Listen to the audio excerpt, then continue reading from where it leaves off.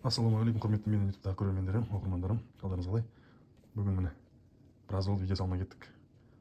Далаға шығып серуендеп саятшылық жасап жүріп едік. Уақыт болмай кетті. Уақыттың ыңғайы болмай жатыр. Қазір бізде қар жоқ, қар еріп кетті. Алдағы уақытта қар жауады, сол Қансонарға шығамыз бұйыртса. Соған оқ оқтайық деп жатырмын. Сол оқ оқтағанымды сіздерге көрсетіп кетейін деп жатырмын. 12-лік менде білесіздер, Крал Армс деген турецкий мылтық.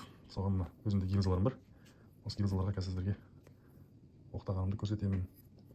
Оған бізде жаңа өзіміздің гильзалар, 12-лік гильзалар. Барлығын тазалаймыз қазір артын. Порох бар, Сокол деген порох. Бұтыра бар. Бұтыраны енді размерімен айтатын болсақ, 1 литке жетеді. Осындай меркі жасап алғанбыз. Қазір оны айтып кетемін, қалай жасау керек екен. Мынандай пыжы бар. Жаңағы порохтан кейін саламыз.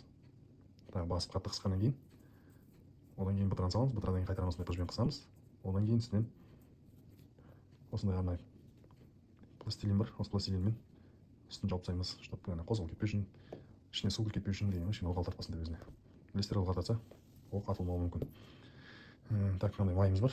Жаңағыдай негізі пыжды кішкене білесіздер өздеріңіз, оқ оқтап жүрген кісілер болса, мынандай пыж заводскойдар негізі майлы болып майланып келеді. Мына біз өзіміз қолдан жасаған пыждар. Енді осындай меркімен өлшеп саламыз. Негізі бұның өзінің жаңағы заводской меркалар болады. Меркіні қалай жасайсыздар? Мен өзім үйренгенім мынандай енді. Пример ретінде айтайын.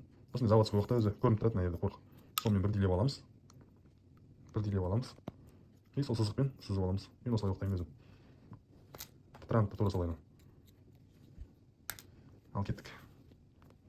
Ең бірінші біз барлығы атылып кеткен оқтар ғой. Осылардың бәрін қазір түріндегі пистондарын аламыз.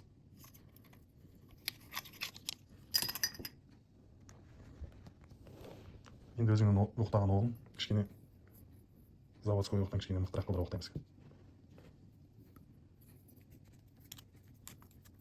Мынаның барлығын ішін тазалау болу керек. Что ертең насичкаға қалмайтындай.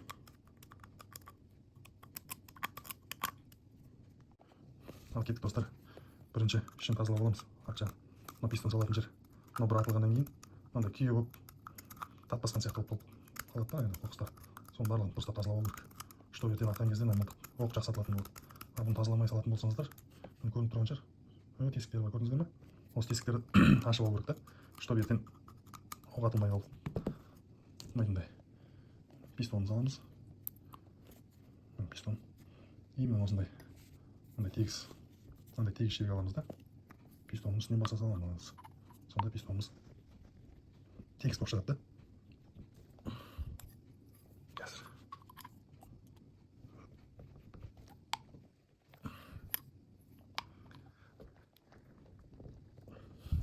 Негізі бұның бәрін өзінің қысатын заттары бар. Менде ондай заттар қазір болмайды да. Енді қолда бармен базар деп істеп жатырмыз. Сіздерге көрсетіп жатырмын.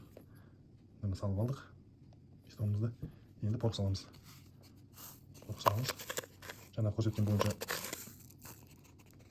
бойынша тура осымен бетпе-бет қылдырып аласыздар. Содан кейін ішіне саламыз.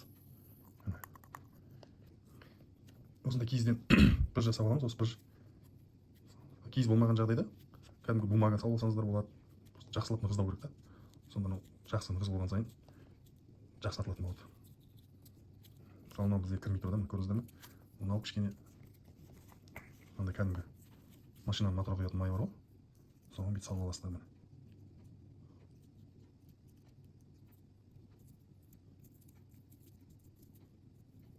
Осылай салып аласыздар, қысып жібересіздер. Киіз өзіне сорып алады мұның барлығын. Көрдіңіз, кішкене салып алсаңыздар болады. Негізі охотничий магазиннен алатын болсаңыздар, оның барлығы өзі заводской майланған болады. Ішіне кірді ме? Содан кейін осындай зат аласыздар ма? Осының ішіне келетін. Соның ішіне келесіздер ме?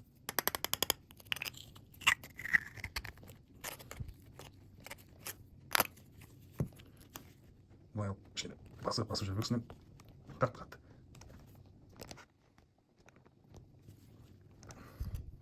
Тығыз болу үшін. Енді бұтыраны алып саламыз. Бұтыранды да меркісін тура солай жасайсыздар ғой. Білмейтін кісілерге енді осы видео пайдасы тиеді деп ойлаймын. Бұл енді мен өзім Күніміз болды міне, осылай ұйықтаймын. Бұтыраны салдық міне. Енді мен әлі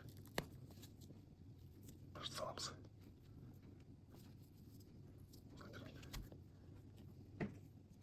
Кірмеген жағдайда осылайдан майлап алсаңыздар, көп емес, бір салып кетіп қысып жүресіздер. Содан кейін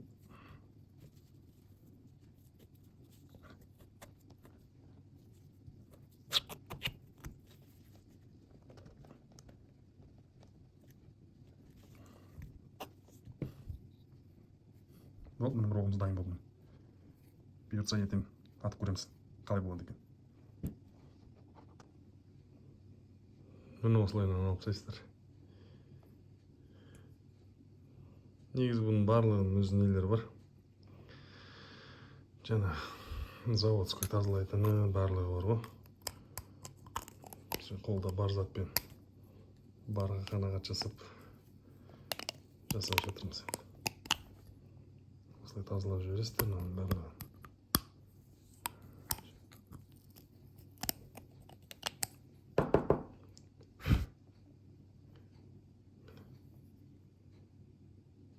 Көрініп тұрмаймын. Так, енді аламыз да. Пистон саламыз. Қайтадан. Пистон.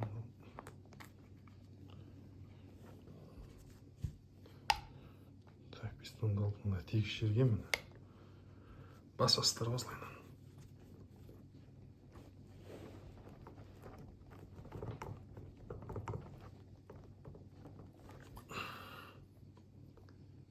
Көрініп тұр ма? Міне. Осылай жағады. Енді бұлар саламыз.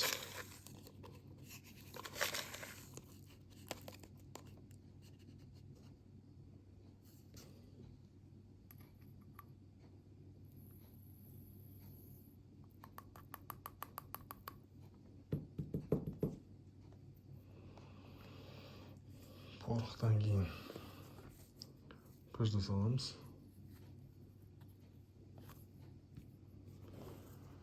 Осылай алдағы аңшылыққа дайындалып жатырмыз. Бұйыртса осы сенбі күні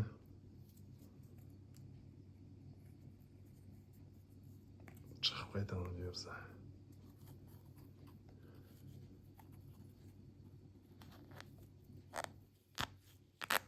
Кім қалай ұйықтайды, қалай ұйықтаған дұрыс негізі, комментарияда жазып отырыңыздар.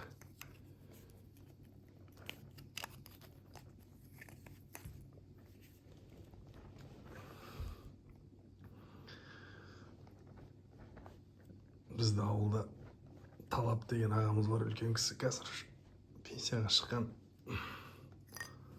Сол кісінің бала күнінен сол кісінің қасында жүріп аңшылық жасап, мылтыққа деген сол кісінің мылтығына қызығатынбыз, мылтыққа деген құмарымыз ашылып. Сол кісімен отырып оқ дайындайтынбыз.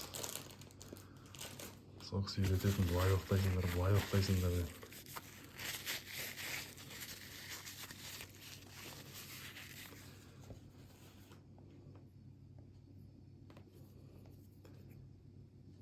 Содан кейіннен өзіміз оқтайтын болдық. Жақсы ғой, негізі өзің өстіп оқтап үйреніп болсаң.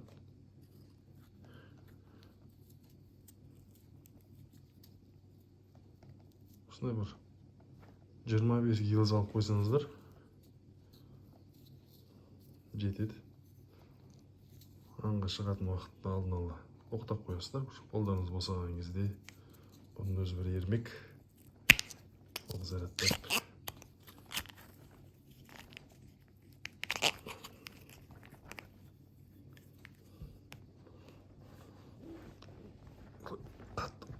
Бас жүйесінен қатты.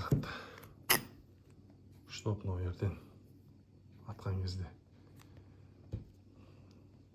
жақсы атылатын дейші.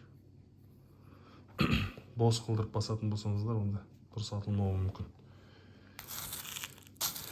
Талап ағамен біраз аңға шықтық қой. Бізде мылтық жоқ, сол кісінің қасында жүретінбіз. қырғауылды үркітіп беріп, атқан қырғауылын алып келіп беріп, сөйтіп үйрендік қуаңшылыққа бізде.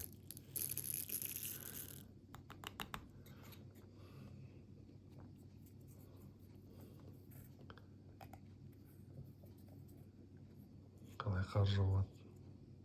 Сол кісінің ол кезде телефонда жоқ. Сол кісінің үйіне барып тұрамыз кешкісінде. Талабаға ертең шығамыз ба деп. Жаяу кетеміз ауылдан. 10 шақырым жер жаяу жүріп барамыз. Анжылы жасаймыз. Қырғауыл атады, ол кісі қоян атады. Соны қайтамыз аратына. Кешке досым екеумізге екі қырғауылдан атқанына қарай беретін, соған мәз мейрам болып екеуміз қайтатынбыз. Сондай қызық кездер, уақыттар болған. Ол кісіге де көп рахмет осындай. Бізді үйретіп кеткен. Үйреткеніне.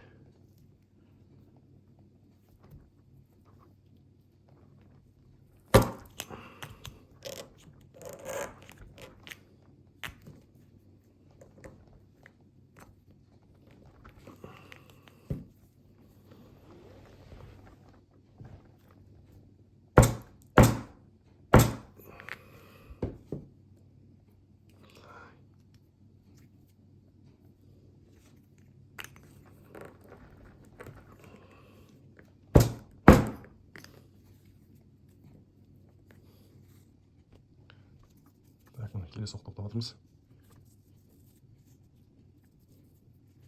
Баштағанбыз. Майға салып аламыз осылай. Бір шетін салсаңыздар да болады. Ондай қатты бір сөндіріп керек емес.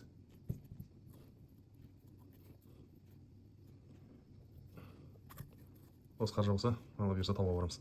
Кекілікке.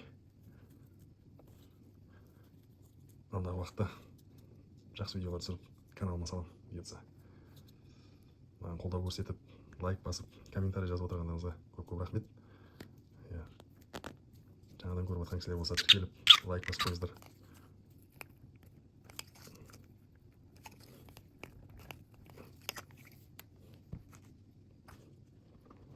Осылай төбесіне қатты бас қою керек. Тағы біреуін соңымыз қазір.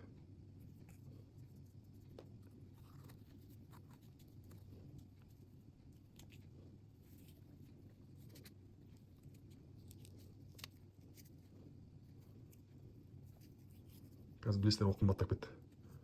Бір пачка оқ. Бұрын 2,5 мың теңге сондай болушы еді. Қазір 12 мың теңге тұрады. Негізі барлығы қымбаттап кетті қазір. Пытырада қымбат, порықта қымбат. Егер пытыраны өздеріңіз үйде құйып білетін болсаңыздар, порық алып осындай гильзаларыңыз болса, онда кішкене арзанға түседі. Кішкене көбірек салайық.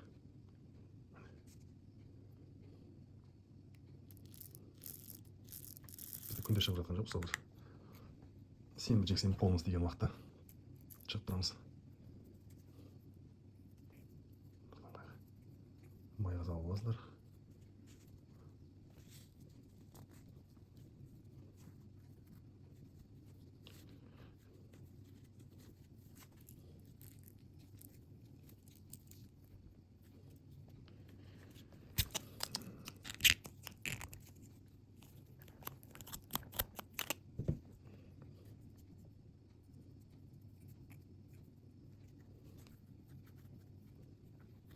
Осылайынан бір 10 оқ оқтап алсақ жетеді бізге.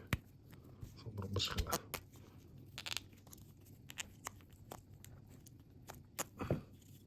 Бұйыртса екінші оғымыз дайын болды. Іші көрініп тұр ма, көрінбей тұр ма сіздерге? Аяқта тұр ма? Бұйыртса ертең біреуін атып көрсетемін.